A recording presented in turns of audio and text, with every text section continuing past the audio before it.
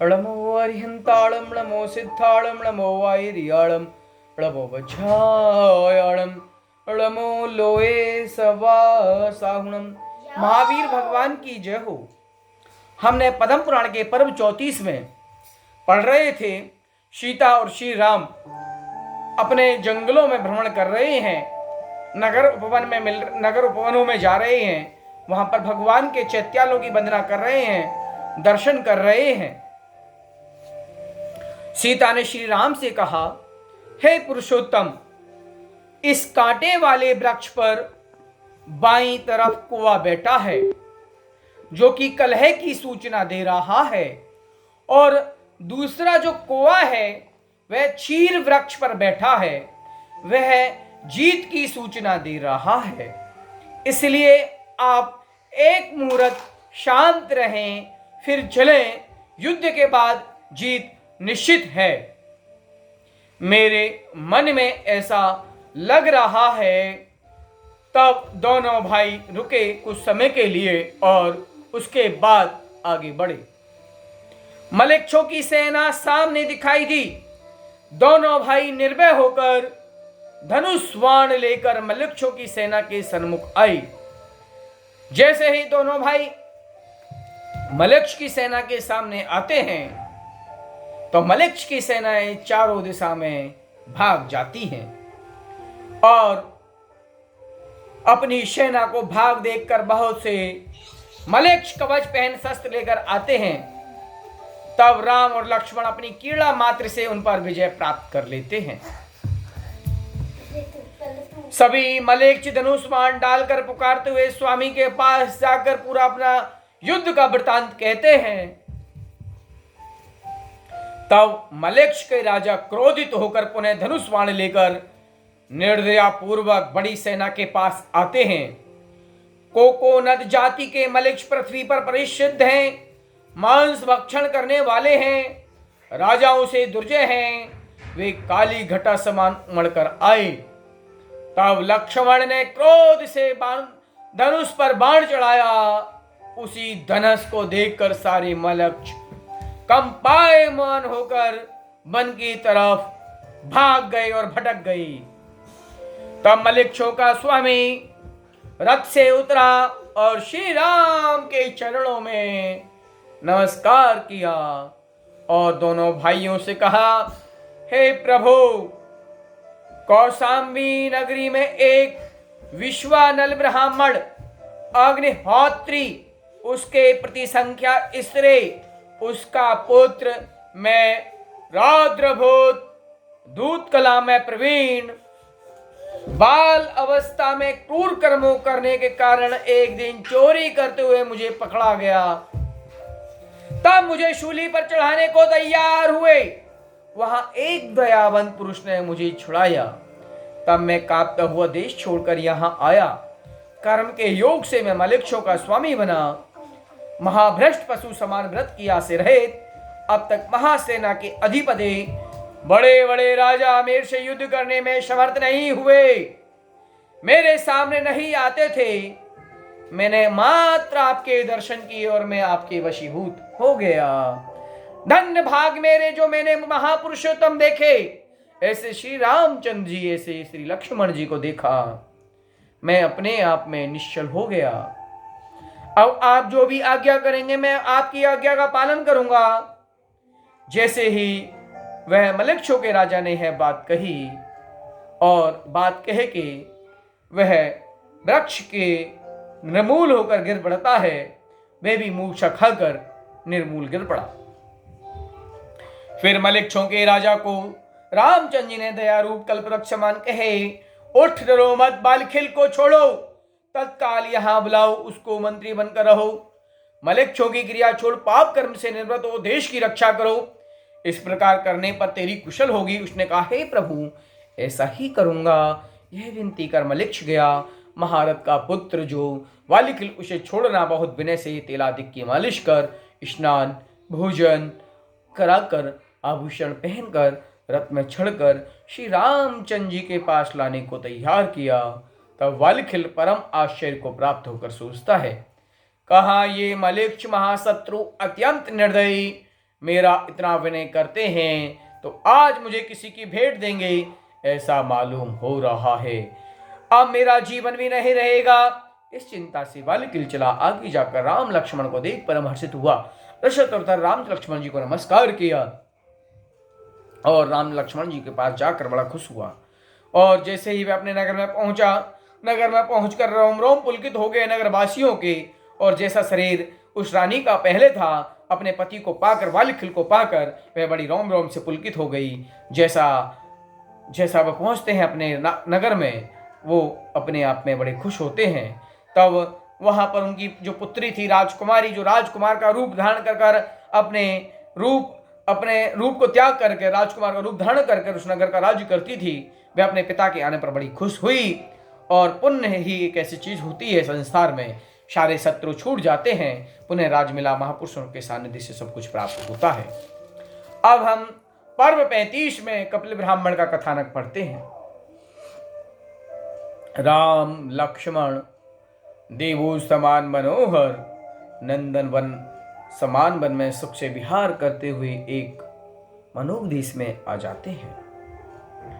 वहां ताप्ती नदी बह रही है। वहां एक निर्जन वन में सीता प्यास की वेदना से खिन्न होती है। तब वह अपने पति रामचंद्र जी से कहती है, हे नाथ, मुझे प्यास लग रही है, मुझे मेरा कंठ सूख रहा है, मुझे जल चाहिए, शीतल जल। जैसे अनंत भव के भ्रमण से दुखी हुआ भव्य जीव सम्यक दर्शन को प्राप्त कर मोक्ष प्राप्त करना चाहता है, ऐसे ही सीता का कंठ प्यास के कारण व्याकुल हो रहा था। ऐसा कहकर वह एक वृक्ष के नीचे बैठ गई। तब रामचंद्र जी ने कहा, हे प्रिय, आप विषाद ना करें, हम किसी गांव के नजदीक ही हैं, वहां सुंदर भवन है, हम उठते हैं, आगे बढ़ते हैं, शीघ्र ही हमें शीतल जल की प्राप्ति होगी। ऐसा जब कहा, वह सीता उठकर मंद मंद गति से गमन करती है, गजगामनी समान चलती है। सीता सहित दोनों भाई अरुण ग्राम में पहुंच जाते हैं। वहां महाधनवान किसान रहते हैं। एक ब्राह्मण अग्निहोत्री कपिल बड़ा प्रसिद्ध है, उसके घर में आते हैं। अग्निहोत्री की शाला में कुछ समय बैठकर मार की थकान दूर करते हैं। कपिल ब्राह्मण की पत्नी जल लेकर आती है। सीता ने जल पिया, सीता का प्यास जो होती है वह बुझ जाती है। इतने में ब्राह्मण जंगल से बेल, चीला, लकड़ी आदि लेकर आते हैं। दावानल अग्नि समान ब्राह्मण का क्रोध, कालकुट भी समान वचन बोलने वाला, उल्लू समान जैसा मुख, हाथ में कमंडल, चोटी में गांठ लगाई लंबी दाढ़ी वाला, यज्ञोपवीत पहने, उच्च व्रती कहो मनुष्य, अपने खेतों में से अनाज काट कर ले गई, उसके बाद अनाज के कण बीन बीन कर लाता और अपनी आजीविका पूरी करता। ऐसा ब्राह्मण राम लक्ष्मण सीता को देख टेढ़ा मुख कर ब्राह्मणी को खोटे वचन कहने लगा। हे पापीन, इनको घर में क्यों प्रवेश कराया? मैं आज तुझे गायों के खूंटे से बांधूंगा। यह निर्लज ढीठ पुरुष धूल से लगे, इन्होंने मेरी अग्निहोत्री का स्थान अपवित्र कर दिया। यह वचन सुन सीता ने राम से कहा, हे प्रभु, इस क्रोधी के घर में नहीं रहना, हमें वन में चलना चाहिए। वहां पर अनेक प्रकार के वृक्ष हैं, फूल हैं, पुष्प हैं। इस क्रोधी के घर में नहीं रहना है, हमें इस जंगल में निर्मल सरोवर के अंदर कमल के फूल हैं, हिरण अपनी क्रीड़ा कर रहे हैं। यह दुष्ट पुरुष के कठोर वचन नहीं सुनना। यद्यपि यह देश धन से भरा है, परंतु यहाँ के लोग महाकठोर हैं। यहाँ के लोग विशेष कठोर ही होते हैं। ब्राह्मण के कठोर वचन सुन पाप पास के सभी लोग आए और इन दोनों भाइयों को देवों समान सुंदर रूप देखकर मोहित हो गए। ब्राह्मण को एकांत में ले जाकर समझाने लगे, अरे ये जो दो पुरुष हैं, महापुरुष हैं, अगर यह एक रात रुक जाते हैं तो आपका क्या बिगड़ जाएगा। ये महागुणवान हैं, विनयवान हैं, रूपवान हैं। तब कपिल ब्राह्मण सबसे लड़ने लगा, तुम मेरे घर क्यों आए हो, चले जाओ। और मूर्ख इनके ऊपर क्रोध से आया, जैसा कुत्ता हाथी पर आए। इनको कहने लगा, हे अपवित्रो, मेरे घर से निकलो। इत्यादि कटु वचन सुन लक्ष्मण क्रोधित हुए और उस दुर्जन ब्राह्मण के पैर ऊंचे कर पृथ्वी पर उल्टा घुमाया। तब श्री राम परम दयालु लक्ष्मण से मना किया, हे भाई, ये क्या कर रहे हैं, ये दीन गरीब को मारने से इसका क्या, इसको छोड़ दो। इसको मारने से बड़ा अपयश होगा। जिन शासन में शूरवीर ऐसे को नहीं मारते।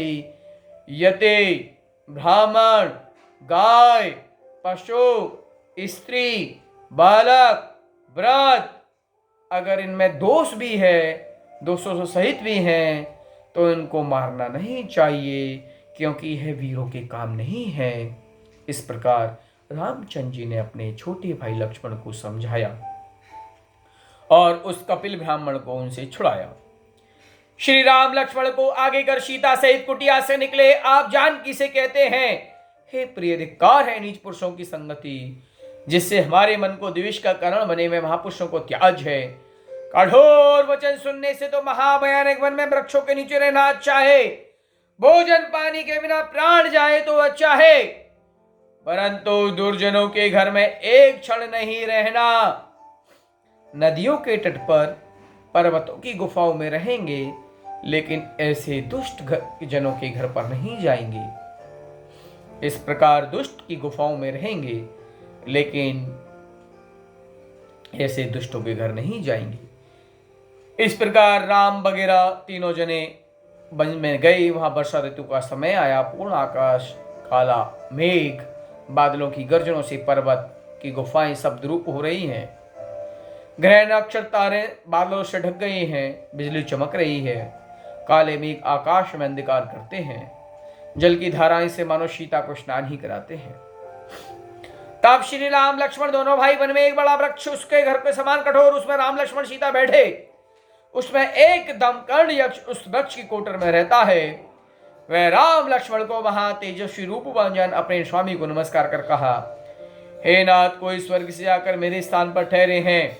उन्होंने अपने तेज से मुझे स्थान से दूर किया है, वहां मैं जा सकता नहीं हूं। तब यक्ष के वचन सुनकर यक्षोधरीपति अपने देवों सहित वट का वृक्ष जहां राम लक्ष्मण थे वहां आया। दूर से ही दोनों भाइयों को देखा। बड़े महारूपवान, विनयवान और अवधि ज्ञान से जाना ये बलभद्र हैं, नारायण हैं, ये सला का पुरुष हैं। तब इनके पुण्य के प्रभाव से अतिवात्सल्य प्राप्त हुआ। क्षण मात्र से मनोज्ञ नगरी की रचना हुई। वहां सुख होते हुए प्रातः काल सुंदर गीतों की ध्वनि से राम लक्ष्मण सीता जगे। रतन जड़ित सेज पर आपको देख और मंदिर अति मनोहर, बहुत अखंड का तेज ज्वल, संपूर्ण सामग्री से पूर्ण एवं सेवक बहुत आदर विनय करने वाला, नगर में मधुर शब्दों की ध्वनि एवं कोट दरवाजों से सुशोभित सुंदर भवन को देखा तो पुरुषोत्तम राम का मन आश्चर्य को प्राप्त नहीं हुआ। यह क्षुद्र पुरुषों की चेष्टाएं हैं जो थोड़ी वस्तु को देखकर भी आश्चर्य से चकित होते हैं। सभी वस्तुओं सहित इस नगर में राम लक्ष्मण सीता यहाँ निवास करते हैं। मानो देवी ही हैं। यक्षाधिपति से ने राम के लिए नगरी की रचना की, इसलिए पृथ्वी पर रामपुरी प्रसिद्ध हुई। उस नगरी में सुपट मंत्री, द्वारपाल नगर के लोग अयोध्या समान हुए। राजा श्रेणिक गौतम स्वामी से पूछते हैं, हे प्रभु, यह तो देवकृत नगरी में विराजे हैं और ब्राह्मण की तो क्या बात, यह बताओ। तब गणधर बोले, वह ब्राह्मण दूसरे दिन दांतेड़ा हाथ में लेकर लकड़ी काटने वन में गया। लकड़ी ढूंढते ढूंढते अकस्मात ऊंचे नेत्र किए। पास में ही एक महासुंदर नगर को देख चकित हुआ। अनेक रंग की ध्वजाएं महलों पर लहराती हुई देखी और एक महासुंदर राजमहल देखा, मानो कैलाश पर्वत का बालक ही है। ऐसा देख मन में विचारने लगा कि यह अटवी भ्रणों से भरी हुई है। यहाँ मैं लकड़ी लेने प्रतिदिन आता हूँ, पर यहाँ रत्नाचल समान सुंदर भवनों सहित नगरी कहाँ से बसी? जल के भरे सरोवर कमलों सहित हैं, मैंने अब तक कभी नहीं देखे।